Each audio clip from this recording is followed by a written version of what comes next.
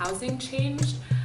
So there was a lot of African American and Latino migration to Big Green Meadow and subsequent white flight from Big Green Meadow. And then the third wave of change happened when the IRC, International Rescue Committee, designated this as a refugee resettlement area because of the low rents and access to transportation and services. So right now, Big Green Meadow is a neighborhood where over 27 languages are spoken and multiple ethnicities are represented, and it's just a lot of layering of different communities and histories, all within 3 square miles. Trans.lation was originally initiated as a series of pop-up markets along Ridgecrest in order to activate public space and to bring together all of the different cultures in the neighborhood through their crafts. And the residents loved Trans.lation so much that we eventually ended up moving into a storefront and hosting public events and workshops out of the storefront. Our workshops are all ages, and they're attended by people from the community, so they range from anywhere between 3 and 20 people per workshop. I've been in art classes where Alexa has taught someone who is 5 years old to paint, and she's also taught their mom or their grandmother how to paint too. So it's kind of up to the instructor to define the boundaries and limits of their class, and they find a way to teach across all ages.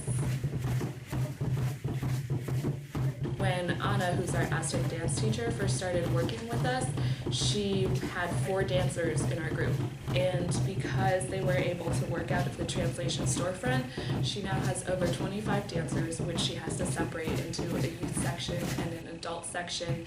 And her ability to lead large groups of people is really unparalleled, and her energy is amazing too. This is someone who works 2 jobs and still finds the time to organize a full-fledged Aztec dance troupe. Sarah is the matriarch of Trans.lation, and she makes our signature paper flowers. So Sarah is an amazing community connector, and her concern always is how do we help refugees. So we actually started our food handler certification program because Sarah was the one who said, my friends want to sell falafel. So we piloted a chef training program where we certified 5 food handlers in how to cook and sell their own food. Right now we are meeting with investors and markets for them to have more exposure, and one of our chefs right off the bat, once she got certified, Felice, she immediately started selling tamales at her husband's baseball game.